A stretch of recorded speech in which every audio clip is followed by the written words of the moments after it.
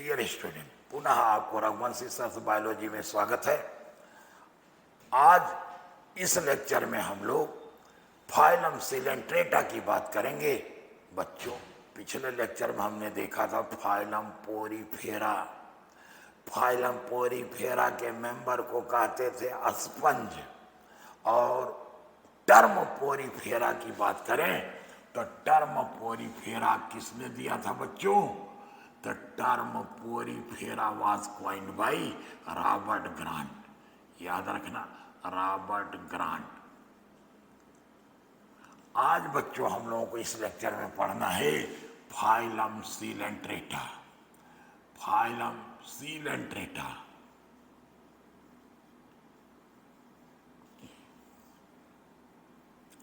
अब अगर आपसे पूछा जाए who coined the term Coelenterata, कहते हैं बच्चों ये टर्म सिलेंट्रेटा है, इट वॉज क्वाइंड बाई ल्यूकार्ट। ल्यूकार्ट नामक साइंटिस्ट ने सिलेंट्रेटा टर्म दिया है।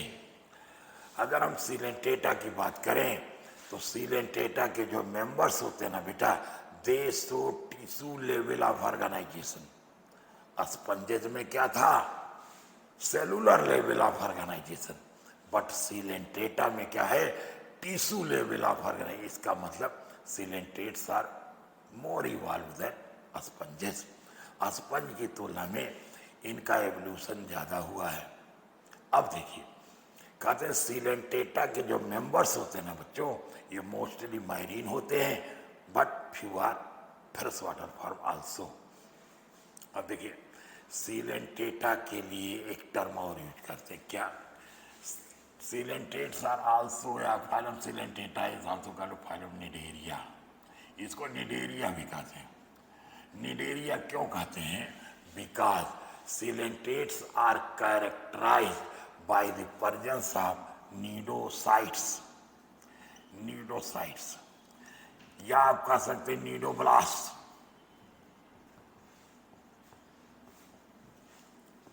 जिनको हम लोग कह सकते हैं स्टिंगिंग सेल्स।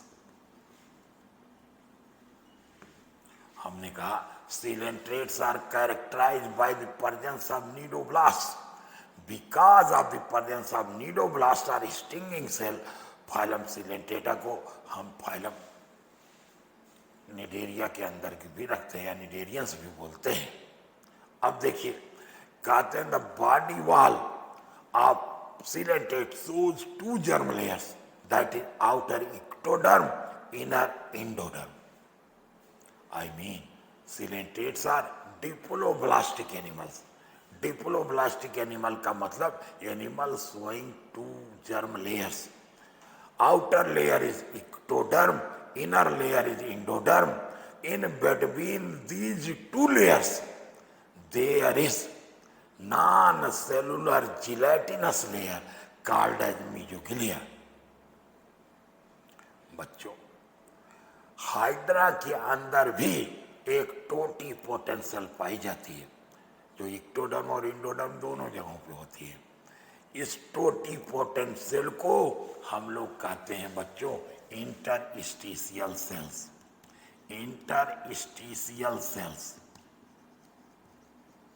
हिंदी में आपने पढ़ा होगा अंतराली कोश क्या है।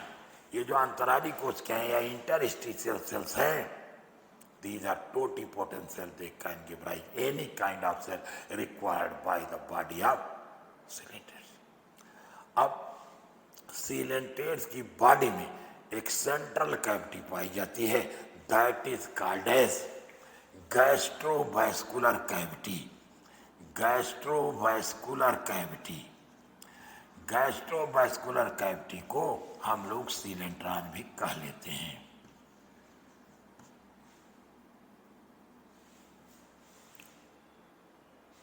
In case of cilentrate, both extracellular and intracellular digestion takes place. I mean, in cilentrates, there is mixed type of digestion.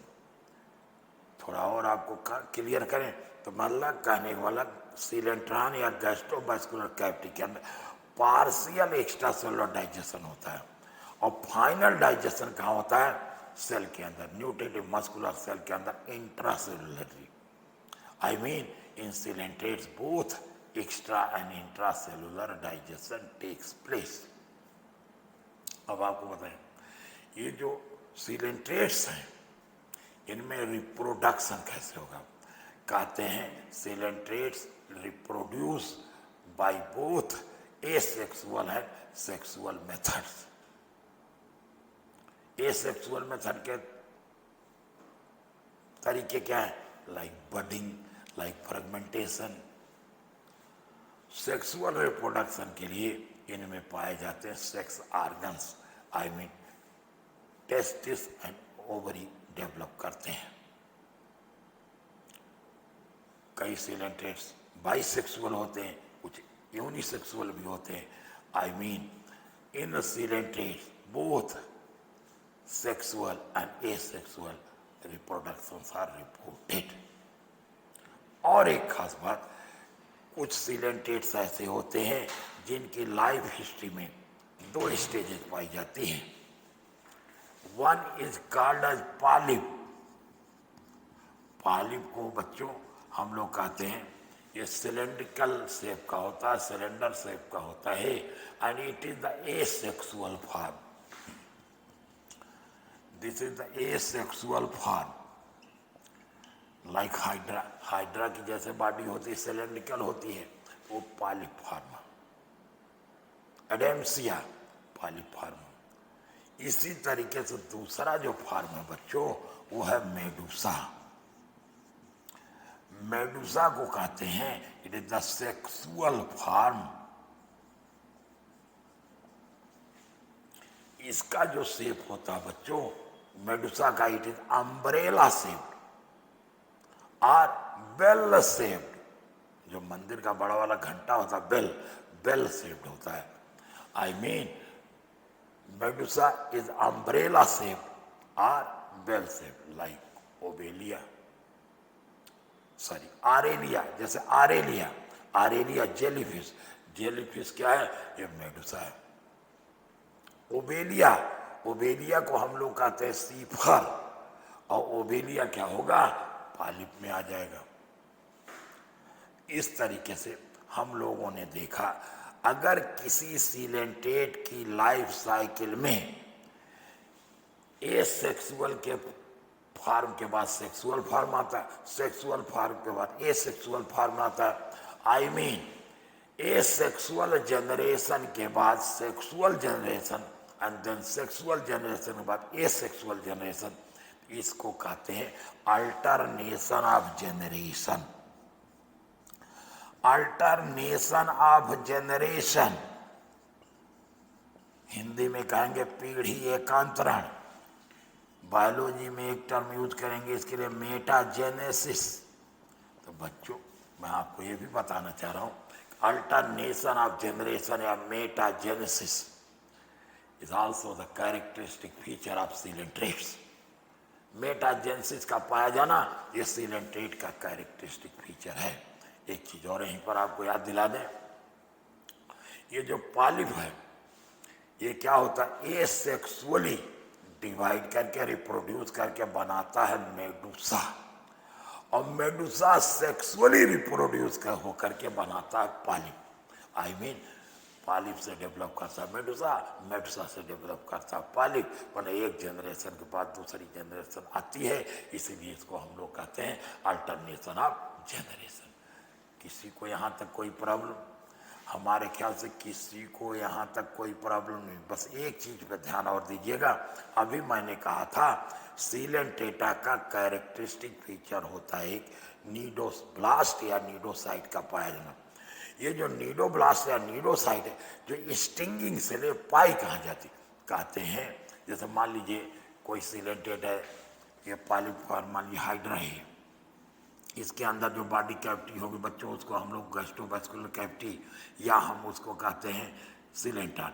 और यहाँ टर्मिनल एंड पे एक ओपनिंग होगी, the opening is called as mouth. Mouth जिस region में पाया जाता है that region is called as hypostome. और इस हाइपोस्टोम से चारों तरफ अगर आप देखिए इधर ये पाए जाते हैं इसमें टेंटिकल्स, जिनकी संख्या 6 से 8 की होती है, टेंटिकल्स. आपने देखा ये एक सिलेंट्रेट है, ये टेंटिकल हो गया, ये बॉडी हो गया, और ये इसका जो है नीचे का ब्लंट एंड जो है इसको कहते हैं बेसल डिस्क। बेसल डिस्क या इसको कई बार लोग पीडल डिस्क भी कह देते हैं। तो बच्चों मैं ये बताना चाह रहा हूँ, ये जो नीडोसाइट है, जो नीडोब्लास्ट है, ये stinging cell, they are found numerous in tentacles, fewer in body. Body में इनकी संख्या कम होती, but these are absent in basal disc. Pedal disc या बेसल डिस्क में नीडोब्लास्ट एब्सेंट होते हैं। अब आप कहोगे इस नीडोब्लास्ट का फंक्शन क्या होता है? एक तो काम है ये फूड कैप्चर में मदद करता है। जैसे मान लीजिए इसके संपर्क में कोई भी प्रे या शिकार आया तो उसको ये क्या करेगा? कैप्चर करेगा, किल कर देगा, कैप्चर कर लेगा, आई मीन फूड कैप्चर में मदद करेगा। दूसरा, एंकरेज में, चिपकने में, किसी स्थान से चिपकने में मदद करेगा। तीसरा, ऑफेंस एंड डिफेंस में मदद करता है। इस तरीके से ये काफी इंपॉर्टेंट स्ट्रक्चर है नीडोब्लास्ट। नीडोब्लास्ट का पाया जाना सिलेंट्रेटा का कैरेक्टरिस्टिक फीचर है, और इसीलिए सिलेंट्रेट्स को हम लोग कहते हैं cnidarians. Now this is all for coelenterates. तो इसके बाद हम लोग अगला टॉपिक जब देखेंगे, अगला लेक्चर देखेंगे, वो होगा बच्चों फाइलम टीनोफोरा। लेकिन आज इस लेक्चर में this is all. Now this is all, thanks to all of you.